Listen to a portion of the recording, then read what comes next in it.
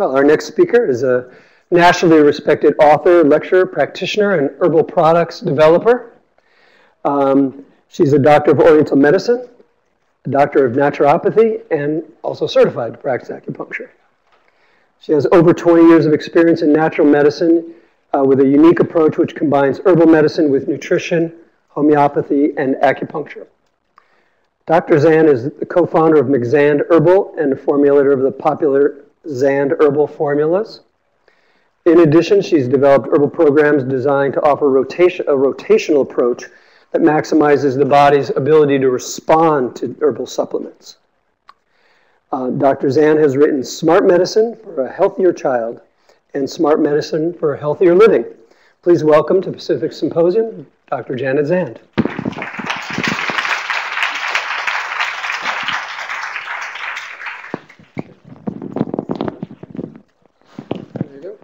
Okay. Thanks. I don't have a pocket, but I'll just put it there. Okay. Thanks, Jack, for that generous introduction. When I chose this topic, I did not understand how enormous and complicated it was, and I learned quite a bit, and I hope to pass some of that on to you.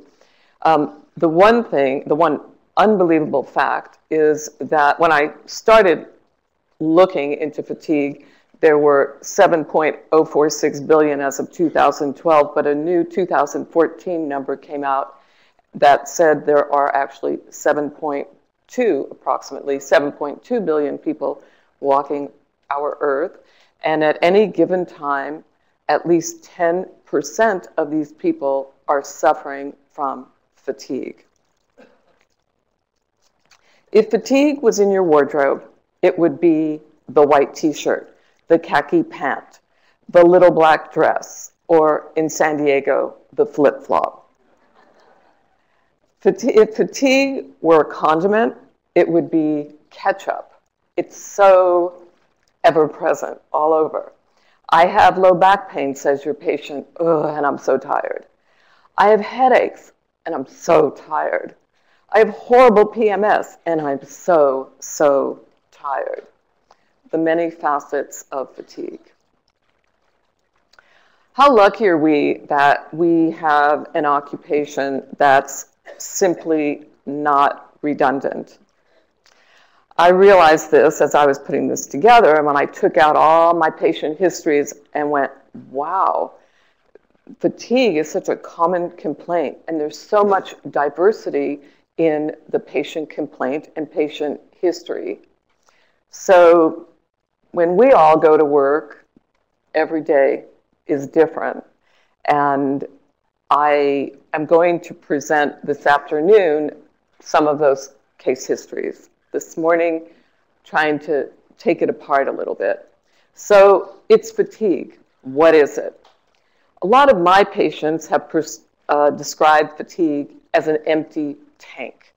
They say, wow, I feel like I'm just empty. I can't do much of anything. And then I'll say, well, do you remember when this began? And like this picture, it's sort of a blur. Oftentimes, patients won't remember when their fatigue began. And they comment, well, it seems like it's been forever. This is something that I'm not going to go over, but you can do that on your own time. It's a conventional chart taking apart the differential diagnosis in conventional medicine. It's actually interesting. So fatigue is a common presenting symptom. The differential diagnosis in conventional medicine includes lifestyle, the patient's physical condition, mental disorder, and oftentimes side effects from different drugs. For us, when we are looking at a patient, we're more looking at inherent imbalance, deficiency, and excess. This is a quote from Timothy Smith, an expert on chronic fatigue. Everyone gets tired. That is how the body signals it needs to rest and recharge. overwork yourself physically and you feel it in your muscles or joints. Overwork yourself mentally and you need a break. When your need for rest seems excessive or becomes disruptive, thwarting your productivity, making every day seem daunting, robbing you of enjoyment and interaction with others, what once was considered tiredness is now fatigue. So I think the important takeaway here is that fatigue is a symptom, not a sign. There are many signs attached to fatigue, but fatigue in and of itself is a symptom. 1/5 of family medical practice patients present with fatigue. And what that means to us probably is that 20% of all the patients that we see probably have fatigue. 1/3 of adolescents report having fatigue at least 4 days a week. The other thing I learned when researching this was that men and women differ in the way they describe their fatigue. Men will simply say, "I'm tired." Women will often say, "Oh, I'm depressed, I'm anxious." And then you dig it out and they comment, "I'm fatigued." There are many chronic illnesses associated with fatigue. This is a list of just some of them. Addison's, anorexia, bulimia, arthritis, osteoarthritis, rheumatoid arthritis, autoimmune disease, lupus, cancer, congestive heart failure, diabetes, of course, fibromyalgia, and then various infections, bacterial endocarditis, parasitic infections, hepatitis, ABC, HIV, AIDS, tuberculosis, mono, kidney disease, liver disease, and of course, malnutrition. This is an interesting chart, again, that you can look at on your time, but it breaks down the different disorders according to systems. So causes. The NIH puts forward that these are the most common possible causes of fatigue: anemia, depression, iron deficiency, side effects from medications such as sedatives or antidepressants, chronic pain, we're all familiar with that, sleep disorders such as insomnia, obstructive sleep apnea, narcolepsy, an under or overactive thyroid, and excessive use of alcohol and or recreational drugs. I think this lies at really the crux of many people that we treat. This is an article not from a medical journal, but from the Atlantic Monthly. And it starts out, Americans won't relax, even late at night or on the weekend. It's Sunday, typically a day of rest for most, but if you're reading this article from your office, you're not alone. So the article goes on to say how much we work and how technology has made work so accessible. We can work in our car, we can work at home, we can work everywhere. And what these two economists, not scientists, not physicians, what these two economists deducted from all of this information and comparing individuals in the US versus France, Netherlands, Denmark, what they found with us is we're working much more, we have less of a social life, and consequently our health is being compromised. And one of the common symptoms is fatigue. Now, a lot of it, this poor zebra, he's so stressed. But a lot of it is correlated with stress. But what is stress, right? Well, some of stress is that all of us here, every day, we are called upon to make at least 35,000 decisions. When I read that, I couldn't believe it. I mean, just having to remember that you have to make a decision, okay, makes your brain start secreting hormones that trigger a stress response. And we're doing that 35,000 times a day. I love this cartoon. Come on, is there anything you can do quickly? And Peanut says, yes, I get tired quickly. So some of the symptoms associated with fatigue, we've seen them in clinic: bloating, abdominal pain, achy muscles, painful lymph nodes, lack of motivation, difficulty in concentrating, dizziness, headache, indecisiveness, loss of appetite, sleepiness, etc. So this chart is sort of a simplification of what we commonly will see in clinic. We have metabolic dysfunction. Oh, I have a little pen. Let me see here.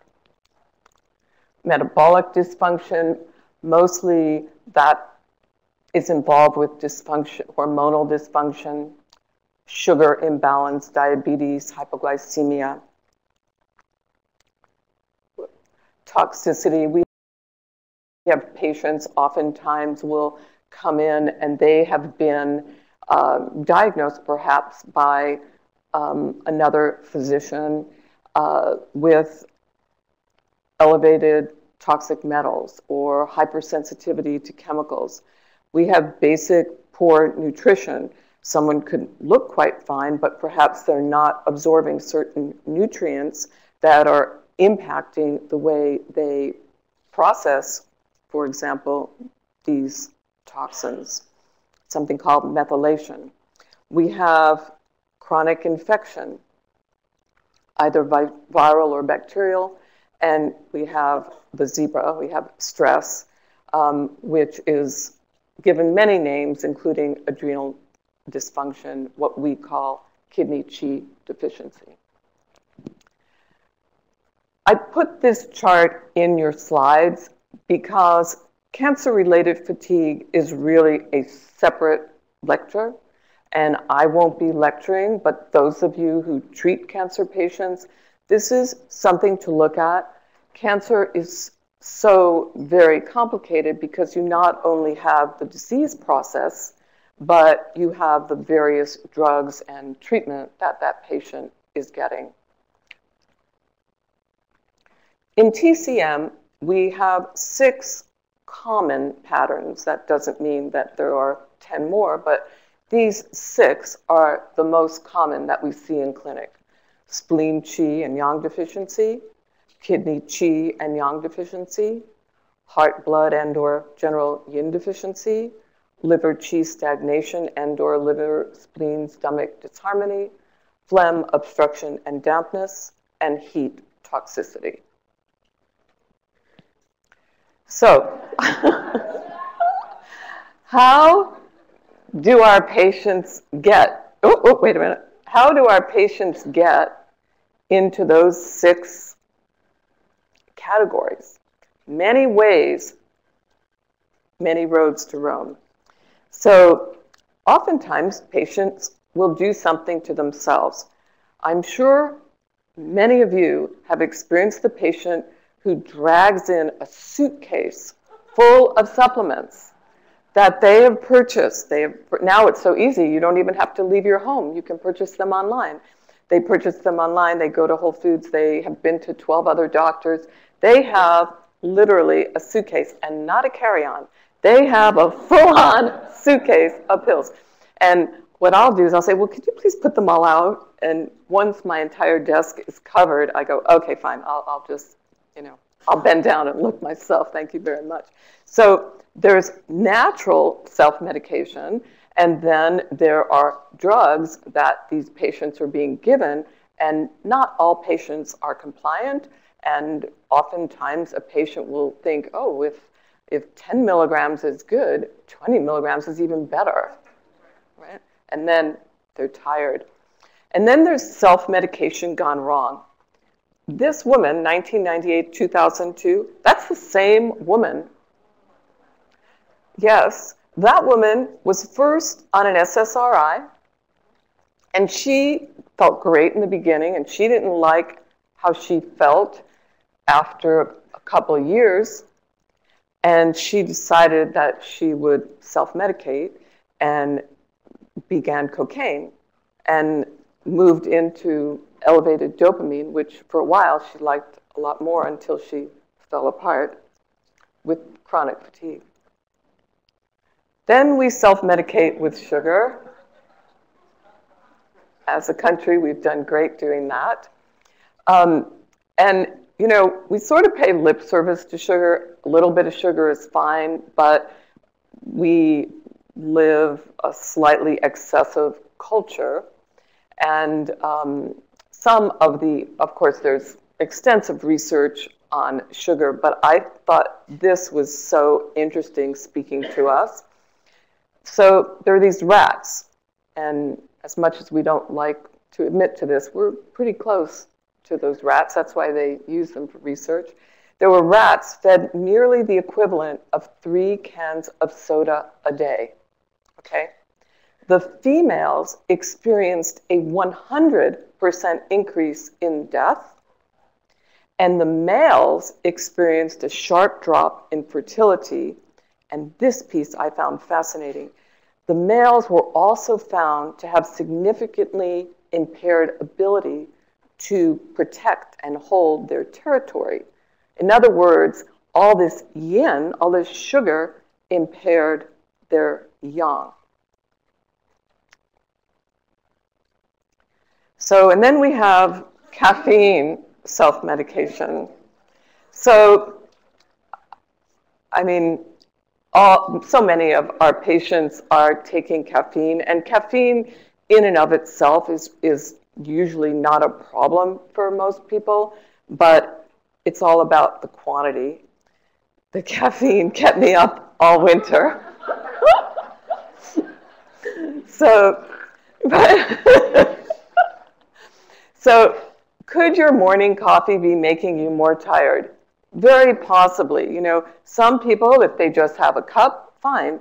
Many of my patients say, oh, I have 3 or 4 cups. Is that a problem? Yes, that's a problem.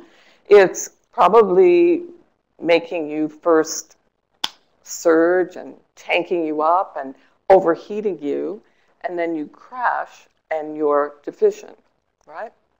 And because it creates this heat, it is dehydrating. So my deal with most of my patients is if you want to drink a cup of coffee, you have to drink 8 ounces of water. And then we self-medicate with food. This is a terrible picture. I'm having difficulty dragging my butt out of bed each morning. Well, of course he is, right? So part of this issue and fatigue is that there are so many processed snack foods. I recently read an article, and I apologize, I did not put the link to it, but if anyone wants it, they can email me. This article was in the Johns Hopkins School newsletter, and it was written by a student. And it was very entertaining and very provocative. And in it, he speaks to and explains how large food corporations pay chemical scientists to sit in large, expensive rooms and spend millions of dollars figuring out how to perfect the perfect amount of sugar and fat in processed foods and how to make them so you just can't eat one, right? You know that? Bet you just can't eat one. So basically to make them addictive. Basically to make them so we can end up looking like that and very tired. And then even Dr. Oz, you know, on many of his shows, probably once a week, he talks about processed and packaged foods and how they're so inflammatory and how they're causing communal fatigue. The further we go from our biological origins, the greater the peril. This is Derek Lonsdale, who works for the Price Foundation. And then there's Things our patients don't tell us. Alcoholism. We're sort of bottle fatigue. We're sort of lucky because we can feel someone's pulse and really sort of get a beat that, maybe there is, we can look at their tongue, maybe there is something going on beyond what this person is telling me. And then common pharmaceutical drugs. All of these drugs have been linked vis-a-vis research to chronic fatigue. We know that statin drugs, right? We probably, I'm sure people have come in to your clinic who suffer with myalgias and muscle problems because they're somewhat intolerant to statin drug. And we can give them herbs, we can give them acupuncture, we can give them CoQ10. And they might improve. But then you think, why am I doing all this to antidote the side effect of the statin? Blood pressure medication, very well known to cause fatigue because blood pressure medication, what do? They down-regulate the body and intervene in many natural chemical pathways. Benzodiazepines, also down-regulating. The proton pump inhibitors. How many of you have patients who come in on proton pump inhibitor, right? Right? It's so common. Well, initially, if someone uses the PPI, oh, well, it's not a problem. I feel brilliant. I'm not acid. I can eat chili and French fries. Isn't that great, right? Okay, fine. And then they're using it, and they're using it, and using it. And then they show up in your clinic not looking so good and not feeling so well. And what's going on? Well, I don't know. Well, the most recent research, the dirty little secret that was done at a couple of different very well-known universities, demonstrated that PPIs over time, this is someone who's been on a PPI for, I think they said more than 3 years, what happens is that the nitric oxide in the blood is diminished. And nitric oxide is a molecule that helps to vasodilate. It opens up our veins and arteries and makes circulation smoother, easier. And individuals who've been on these excessive PPIs actually don't have diminished benefit and diminished nitric oxide, so they naturally have vasoconstricted blood vessels. And if you feel the pulse of someone who's been on a PPI for an extended period of time, you will feel a tightness. You will feel a tightness in the liver pulse, especially. And then we have antihistamines, antipsychotics, antidepressants, antibiotics. Everybody knows, you know, these are all antis, right? In the words of Chairman Mao, the bigger the front, the bigger the back. So an antibiotic, for example, we're cleaning out all the bacteria, and then, of course, what's left? Fatigue and a variety of symptoms, depending on how you respond to antibiotics. Okay, and this is medical studies in and of themselves. A new medical study indicates new medical studies may be harmful to your health. And that's true. How many times does a patient come in, they've just read something, and oh, is this true? Is this true? Well, this happened with me. A new patient, her name is Zand, she came to see me. She said, in bad language, I'm screwed. She said worse words than that. She said, I have been taking Ambien and Cymbalta for 5 years. And my psychiatrist, I want to kill him, she said, my psychiatrist phoned me and said, I can no longer take them because they're compromising my short-term memory. And she goes, I have been off these medications. Oh, and he suggested cognitive therapy. So in the last 6 months, I've gone off these drugs, and I'm now on cognitive therapy, and I can't get out of bed in the morning. So yes, medical studies can create confusion. Obviously, so can medicines. And then we have hormonal fatigue. I love this.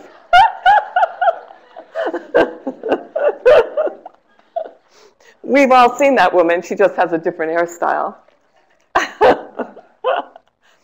And then andropause, something we don't talk about that much, but you can see this man changing, and we see what happens as they age. Actually, beginning at age 30,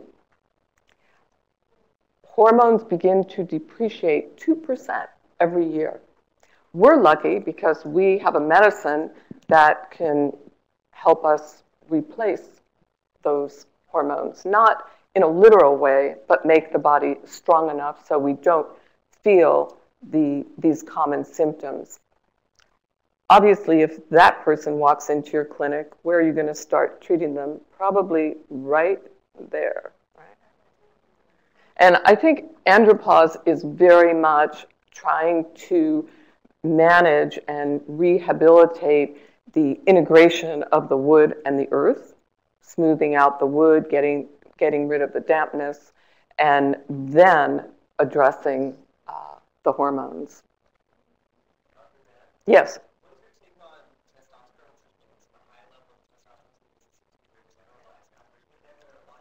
Yes. The question is, what is my opinion of testosterone treatment? I think that, I'm going to speak a little bit about that this afternoon, but I'm going to answer your question. I think that if a patient comes to you and they are in good condition, that means they're not too hot, they're not too damp, your fingers don't come off the pulse from, when you're looking at the wood pulse, your fingers haven't left their hand. If things are cooking, testosterone in judicious amounts can actually be helpful, especially if there's kidney qi weakness. But we have a lot of tools that can be used first. And what I tried to do is I tried to correct the wood and the earth, build up the kidney qi, provide qi and whatever is necessary, and see if I can't get the kidney a little stronger. And then if they still need testosterone, well, then they're probably going to be able to use a lot less than what is currently prescribed. But I'm not opposed to it. I just think one should go through the steps because there are far fewer side effects if the individual is in good health. Like, for example, if this man took testosterone, he would feel possibly not so good. Like initially, he'll feel hot, he'll feel fabulous.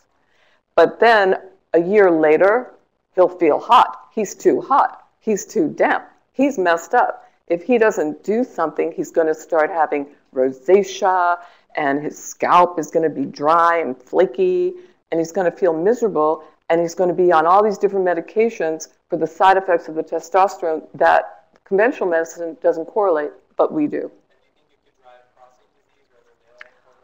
I don't know. I think, I'm sorry. The question is, do you think it can drive prostate disease? And the answer is, the literature is still unclear. There are some studies saying yes. I feel that it's all about the person. In this guy, this man, he is headed for metabolic syndrome. So you add testosterone to that, it's a heat explosion, right? This guy, maybe not, maybe not so much. Yeah. So I guess there's nothing more frustrating for a patient who is suffering with fatigue than to be told, yo, it's all in your head. Are you kidding me? Now, we, as practitioners of TCM, we know that we can examine a patient and probably find a physiologic correlation to what conventional medicine is saying, it's all in your head. And not only is it important to make those correlations for your patient, but it's also important for a fatigued person to take their mind and harness it and obviously use it to get well. Again, that's a whole nother talk, but I found this and I thought it was so interesting that it was Henry Ford, it wasn't the Dow, right? Whether you think you can or you think you can't, you're right. Okay, so that patient who's been told it's all in your head, crisis, crisis, crisis. They go back to their doctor, and typically what happens is that doctor is going to run blood work trying to look for one of these causes. So the blood work, they're going to test for blood sugar, hormone balance, cardiovascular risk, immune status, kidney function, liver function, mineral balance, nutritional intake, and question hydration. For us, the blood is more like the internet system of the body, right? It's the fluid, it's the yin, it communicates throughout the body. For conventional medicine, not so much. In fact, only 5% of patients are actually managed for fatigue as a result of laboratory testing. When I read that, I didn't believe it. I read it 3 times. Results of laboratory studies affect management in only 5% of patients. And if initial results are normal, repeat testing is generally not indicated. This was an NIH overview of fatigue. And then, in the words of Albert Einstein, I love this, it's not only numbers, not everything that can be counted counts, and not everything that counts can be counted. So where do we come in? Okay, we're taking apart fatigue. We're looking at all the pieces. We're looking for the origin. We're digging for the diagnosis. We do tongue, we do pulse, palpation, history. We gather blood work, doctor's reports. We look at lifestyle and nutrition. And then what we're left with are very often these more common causes of fatigue. Lack of sleep, alcohol, recreational drug, poor nutrition, just simply being obese, as we mentioned, lack of B6, B12, the methylators, lack of potassium, sodium, or magnesium, lack or excess of calcium, lack or excess of thyroid hormone, and as we mentioned, lack or excess of work. So if you have a patient and your patient is confusing and they haven't been checked out for some of these things, I think it's worth it to make a referral and let someone check out their thyroid, their blood sugar, anemia. It's possible leukemia. I mean, there are so many possibilities. So I think it's important if a case is complex, if it's confusing, you don't feel like you're progressing, don't rule out referral. Conventional medicine has a limited array of suggestion, unlike our profession. These are the things recommended. Get enough sleep each night, makes sense. Eat a healthy, well-balanced diet and drink. This is from an NIH article, healthcare tips. And drink healthcare tips for the fatigued. And drink plenty of water throughout the day. Exercise regularly, learn better ways to relax. I was blown away, try yoga or meditation. That's pretty significant that it came from the NIH. Maintain a reasonable work and personal schedule. Change or reduce your stressors. If possible, for example, take a vacation. Or resolve relationship problems. This is the NIH. Take a multivitamin and avoid alcohol, nicotine, and drug use. for us, I only listed these 6 articles because they are interesting. I'm not going to go over any of them, but they clearly demonstrate the overwhelming efficacy of acupuncture with one of the worst of fatigues, chronic fatigue. In this specific study, it was remarkable. There was cupping and needling, and it was shown that the cupping and needling were superior to that of low-dose oral prednisone, which is pretty remarkable. And then there are many hundreds of studies on different herbs and herbal combinations demonstrating the efficacy for fatigue. So basically, if everything's normal, conventional treatment offers this. These are the offerings: reassurance and encouragement, psychiatric evaluation, and antidepressants. But this obviously is not enough. And this is the common patient path who suffers with fatigue. They go here, they go there, they see this person, they see that person, and then they wind up in your office. So when conventional medicine does not have etiology, traditional Chinese medicine. The etiology of fatigue as we see it is primarily heat, cold, deficiency, dampness, stagnation, and a combination of all of these. When I see a patient with fatigue, I try to find what I call a point of entry. So, for example, let's say Mrs. Jones comes in and she's 23 years old and she just got married and she just delivered her first baby, and she is not just, her baby is, make the baby 2 years old. Then she's really tired because she has to chase after that baby. And she is deficient. So but I feel her pulse, and her pulse feels a little, her pulse feels deficient. So especially the earth pulse. So where I would go is I would go here. And I would just start there. And I would give a treatment. And I would give an herbal combination for Mrs. Jones, let's say Bujang Yuchitan.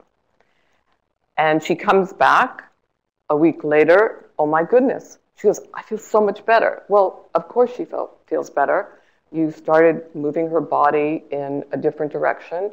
And what spleen deficient person doesn't feel better from Bujang, right?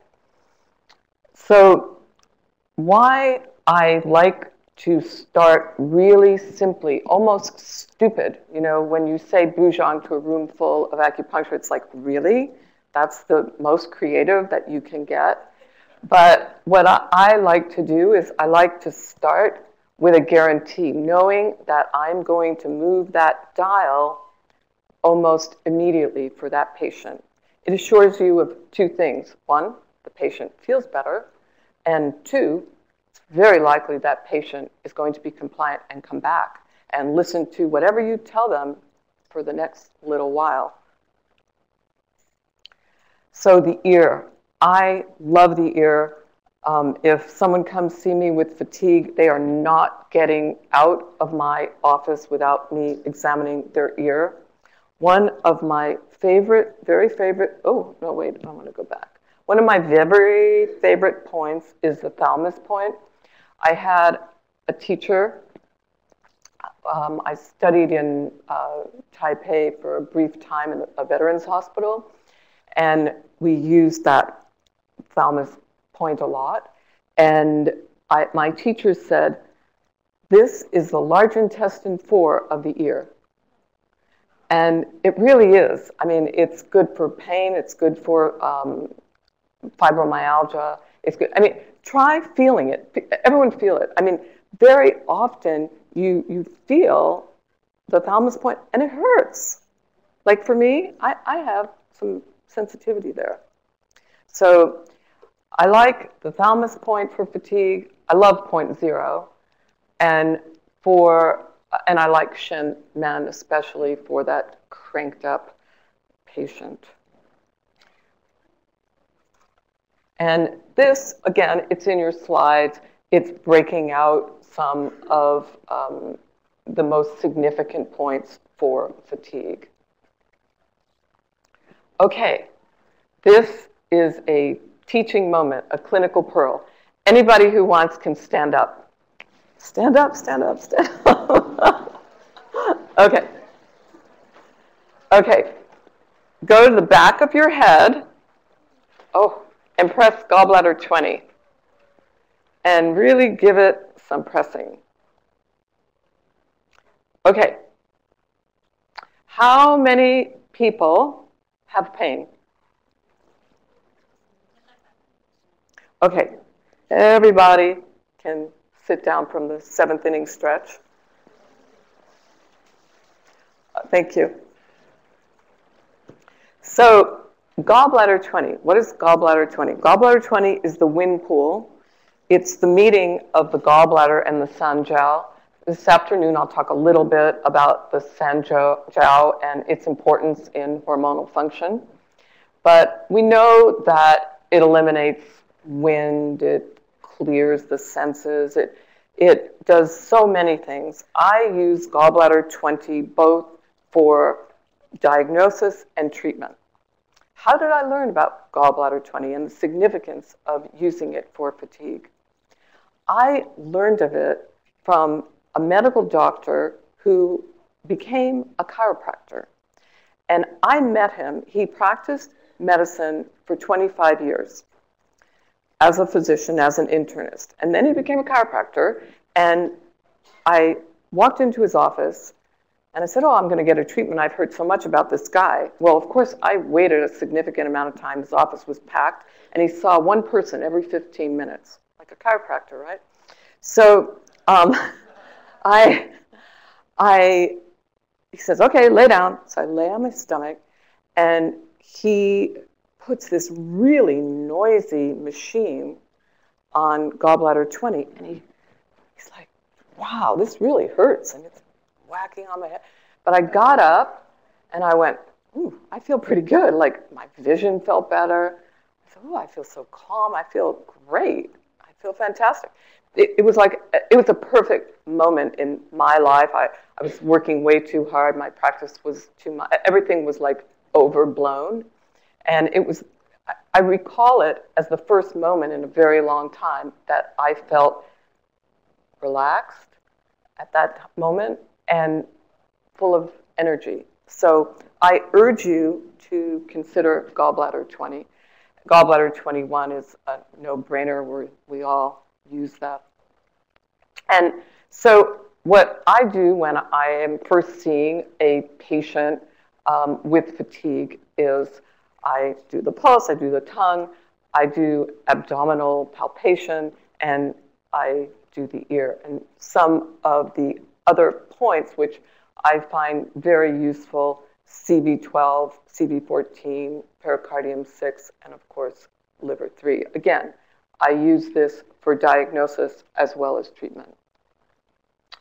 GB20, just press by way. We don't often think of it as a point where there should be pain, but many patients today, maybe not so much 15 years ago, but today, actually, they have pain there.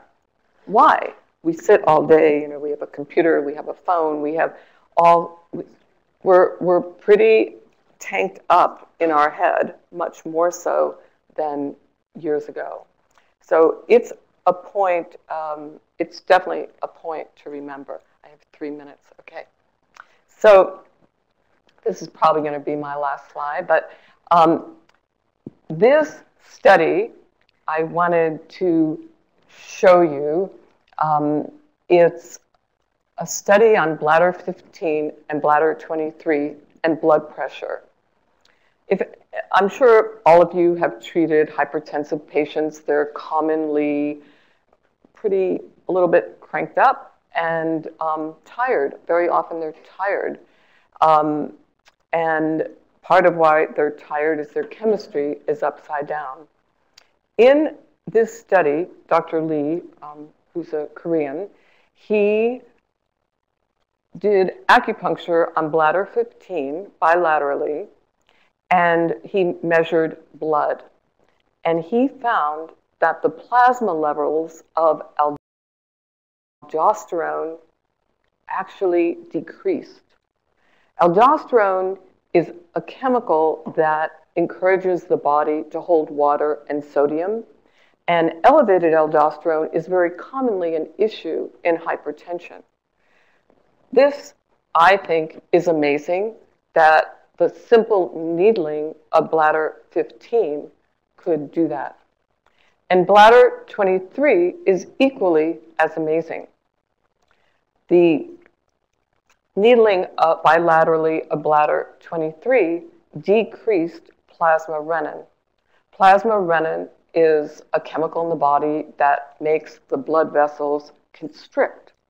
So by needling bladder 23, we're diminishing the plasma renin, and we have vasodilation. So together, these points are influencing blood pressure. Oh, and just quickly, I also am a huge fan of cupping. I have a great cupping story, but I'll save that. I use it not only for treatment in fatigue, especially when there's excess, but I use it for diagnosis. This chart came from a website called the Tao of Medicine, and I wrote them asking if I could use it. So if any of you are going to use it, you better write them because they're very possessive of this slide. In any case, you can obviously cup, and depending on the ultimate result will depend on the seriousness of that patient's issues. And the sign says, break now. So I hope some of you will come this afternoon. Thank you. Thank you.